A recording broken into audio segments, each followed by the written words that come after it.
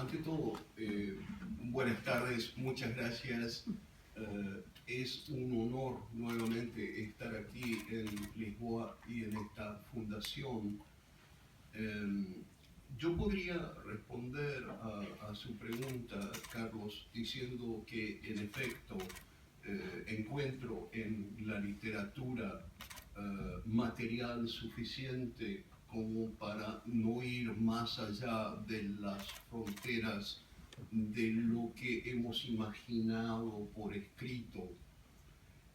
Pero sería falso, porque a mí lo que llamamos ciencia, y no sé hasta qué punto la división es justa, lo que llamamos ciencia me fascina, pero no es falsa modestia cuando digo que no trato de la ciencia en profundidad por ignorancia.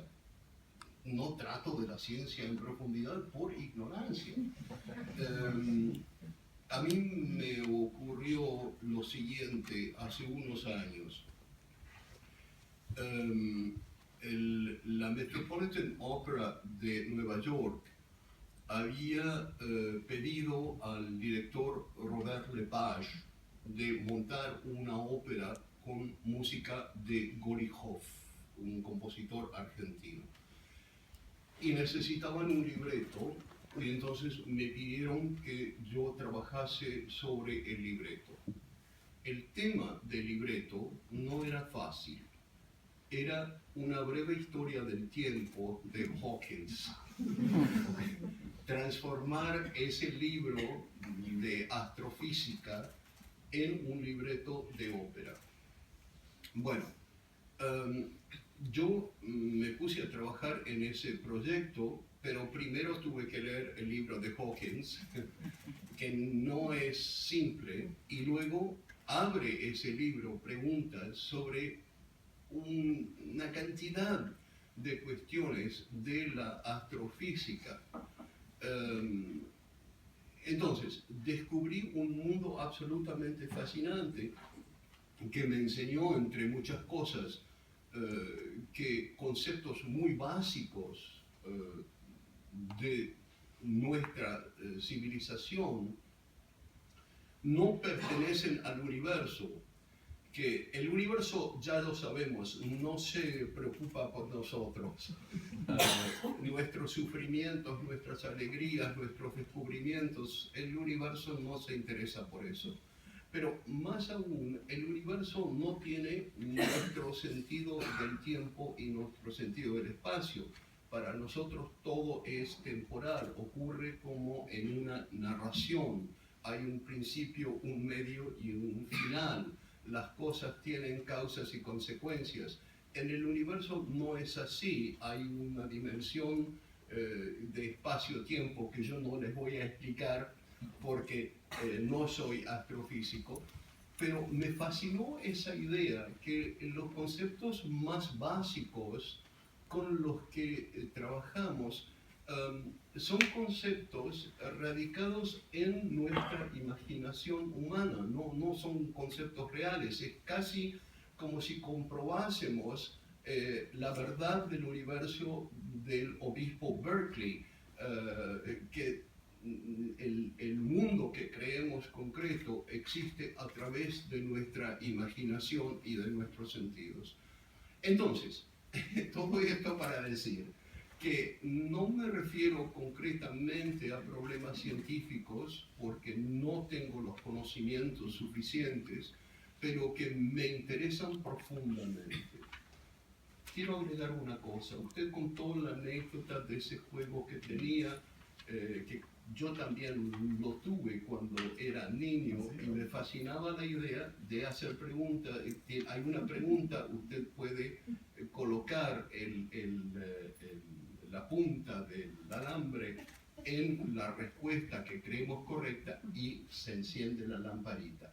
Lo que ocurrió era que hubo un problema mecánico conmigo y entonces las respuestas que daban como correctas no eran las respuestas. Pero tardé mucho tiempo en darme cuenta que la capital de París no era Moscú. Pero había en ese juego casual algo que me fascinaba, y era que la respuesta concreta no tenía mucho interés porque era la respuesta que todo el mundo daba, pero mi juego me daba una respuesta distinta, que entonces me permitía reflexionar de otra manera. Eu comecei por perguntar pela ciência porque queria perceber se o professor Manguel vê a curiosidade científica sobre, digamos, aspectos concretos da mesma natureza da curiosidade filosófica. Porque usted piensa que los problemas filosóficos no son concretos. São talvez de uma ordem mais abstrata.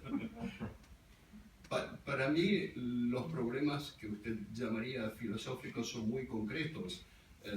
Tienen que ver con mi existencia, mi identidad, la vida de todos. Más concreto que eso, imposible. Pero quiero decir, además, que yo no me siento cómodo con las oposiciones que creamos. Oposiciones entre ciencia y filosofía, ciencia y literatura.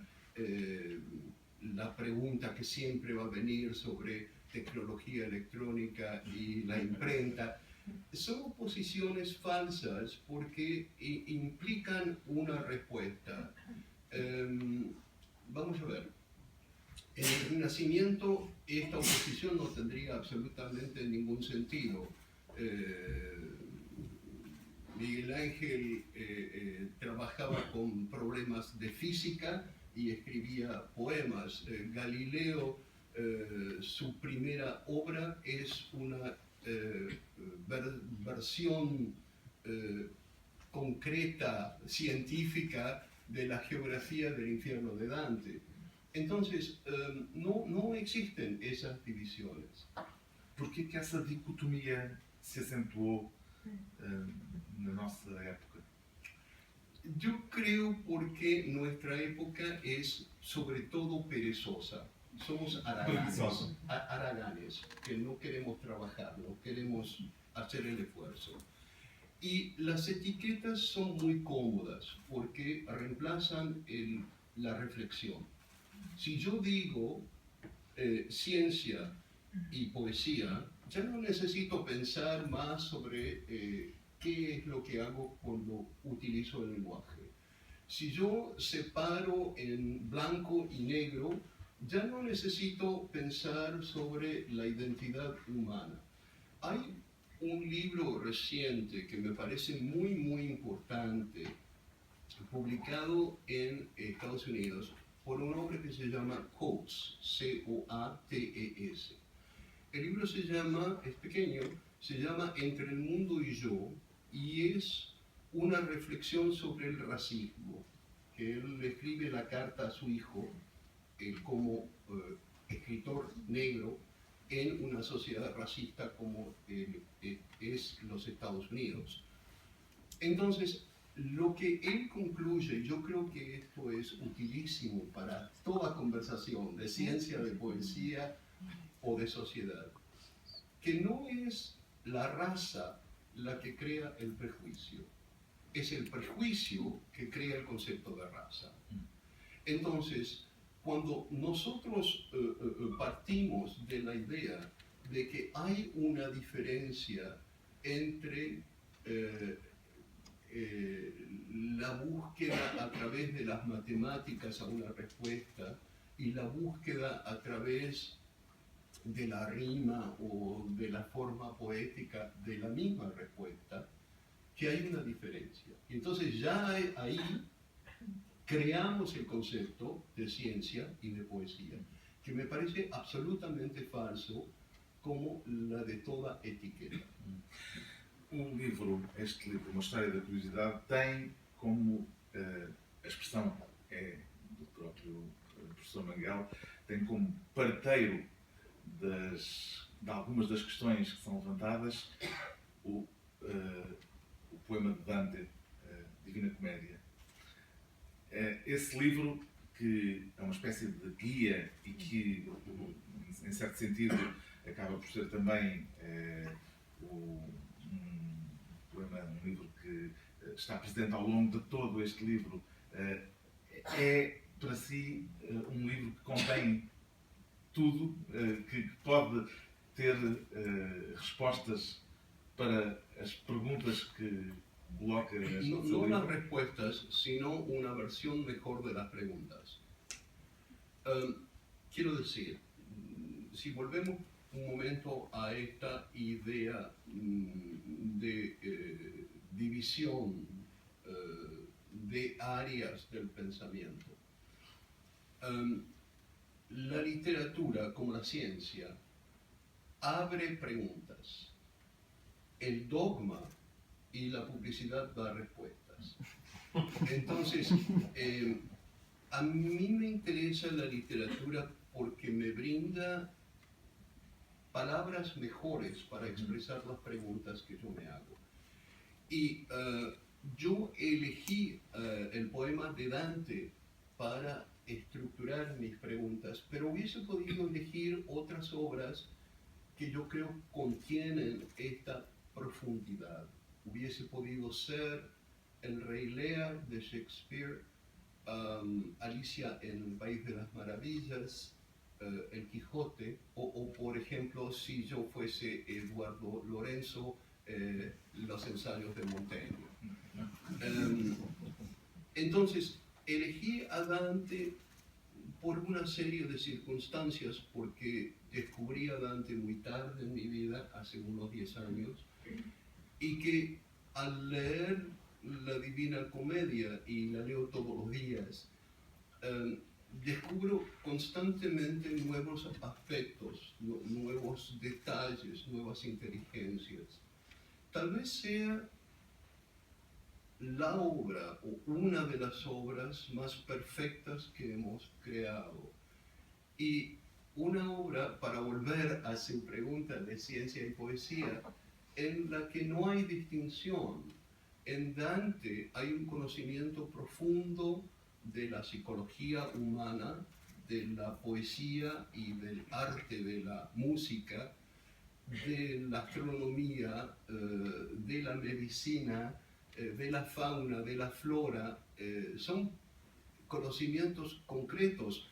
Beatriz, en el momento que Dante llega al paraíso, para explicarle la proximidad de las almas que se hacen visibles a él, hace un experimento científico, le dice: pone un espejo aquí, pon otro allí, pon una vela aquí, la vela se va a reflejar como si estuviese más próxima en este espejo.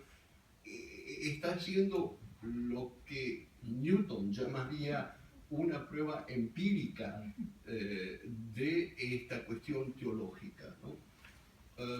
Y todo esto está en Dante, y constantemente me sorprendo de la milagrosa revelación poética, filosófica, científica que hay en ese poema.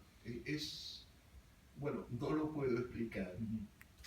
Um dos aspectos que é também referido e que é central na nossa ideia de curiosidade é o caráter dúplice que a nossa cultura atribui à curiosidade desde o Gênesis, desde Eva, da maçã.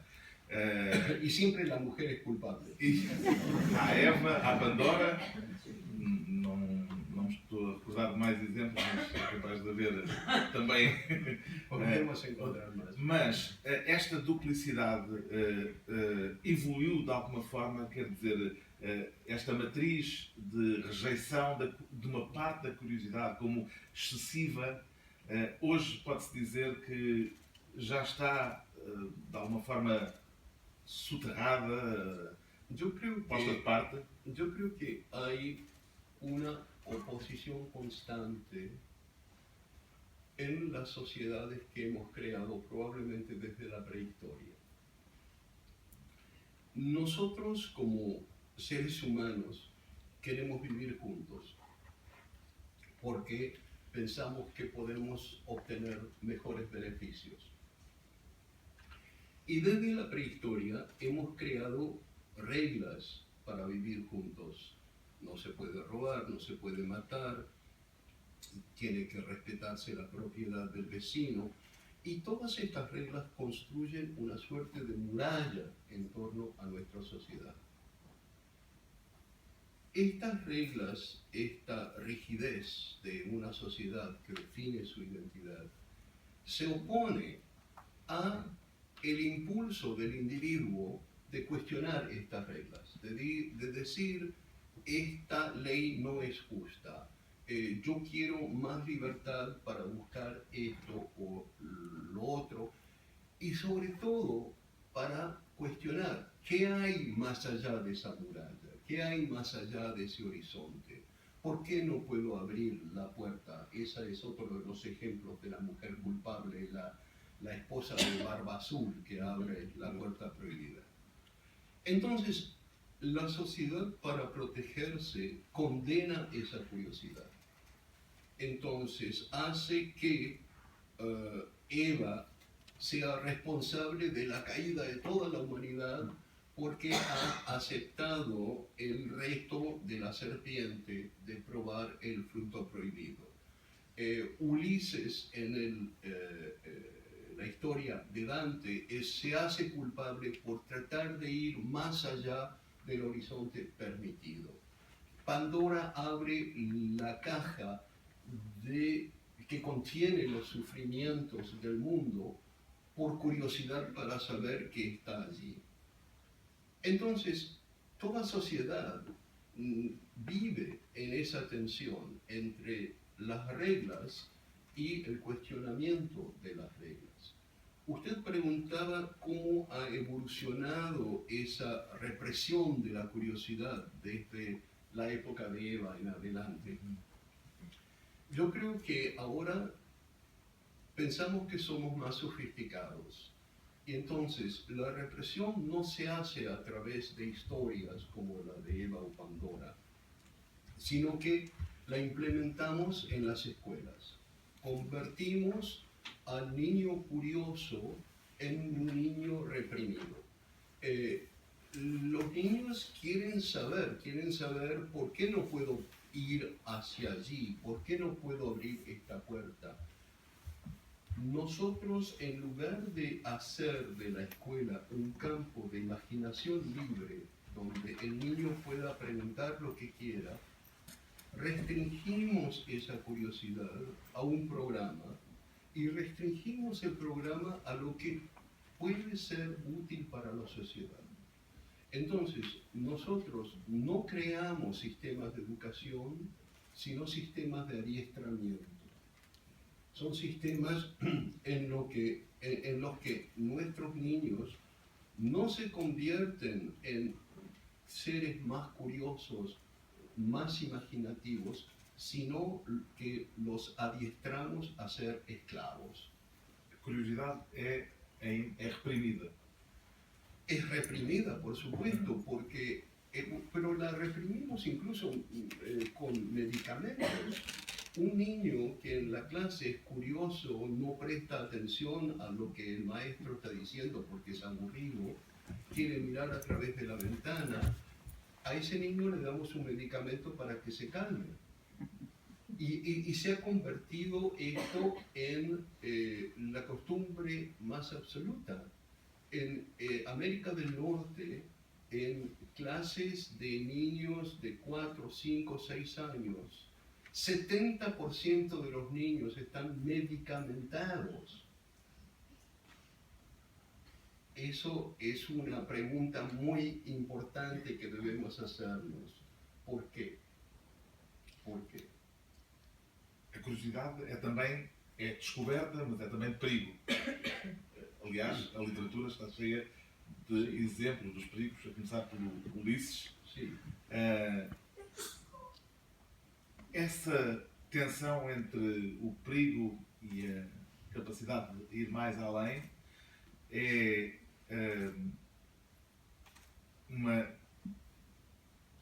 algo que tem de ser escolhido individualmente e tem de ser avaliado individualmente?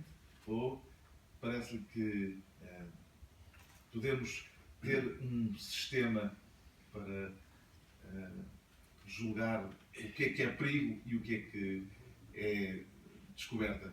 En ciertos casos, la sociedad alienta la curiosidad imaginativa, no la curiosidad plurienta que mira por el ojo de la cerradura a ver qué están haciendo los vecinos, sino la curiosidad que hace preguntas más importantes. Y por ejemplo, en Malasia hay una tribu, esto lo cuenta Ursula Le Guin, la escritora de novelas de ciencia ficción, donde la curiosidad está alentada hasta en los sueños.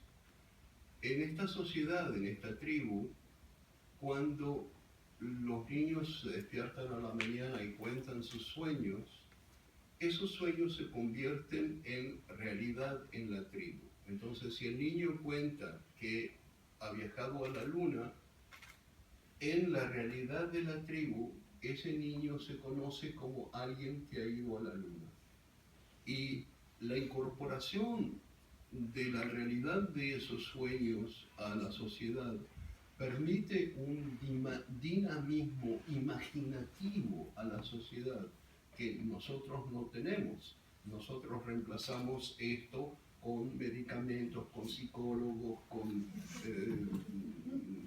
rituales religiosos como la confesión, porque no soportamos la idea de no tener respuestas concretas y sólidas. No nos gusta la idea de dejar preguntas abiertas. Flaubert, que entendía muy bien de estas cosas, dijo que la estupidez consiste en el deseo de concluir. Uma das frases deste livro diz que o capuchinho vermelho é tão real para si como pessoas. Además es mi ídolo, porque ella no toma el camino recto y obedece y va a la casa de la abuela. Ella se deja distraer por lo que está en el bosque y bueno. Que é o que aconteceu no seu primeiro episódio de curiosidade, que relata também no início do livro, quando no caminho para a escola, ou no caminho para casa, vindo da escola, também tergiversou. Porque la rutina tiene su validez, nos da una estructura, pero los descubrimientos no se hacen a través de la rutina, sino a través de la casualidad, de lo no conocido, de apartarse del camino, de intentar otras cosas.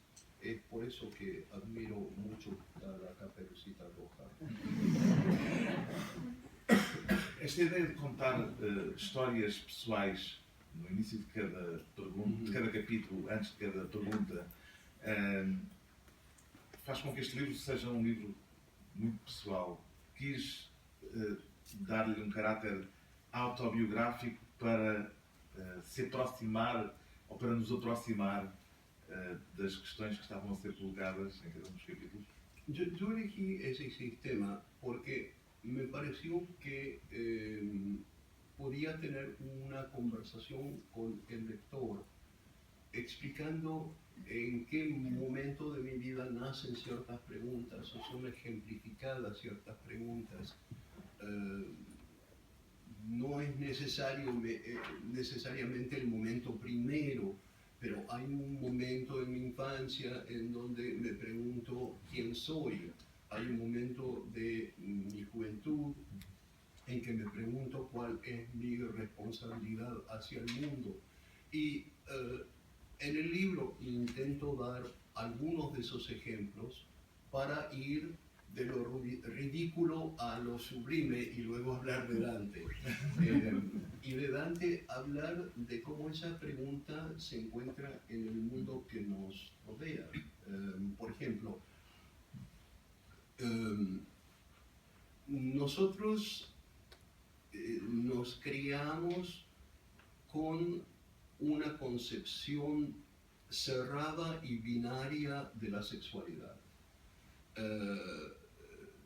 Es una tradición pitagórica, que todo tiene que estar dividido en dos, y uno o el otro, y esto niega al inicio toda fluidez de la sexualidad que tenemos todos. Entonces, para ir del ejemplo en mi infancia, donde los libros de tapa rosa estaban destinados a las niñas y los libros de tapa azul destinados a los varones, y a mí, por ejemplo, uno de los libros, La barrera de coral, destinado para niños, me aburría mucho, pero Mujercitas me fascinaba porque había personajes interesantes, pero eso era entrar en un territorio prohibido, y además territorio prohibido con sus excepciones, porque una niña podía leer los libros de tapa azul, pero un niño no podía leer los libros de tapa rosada.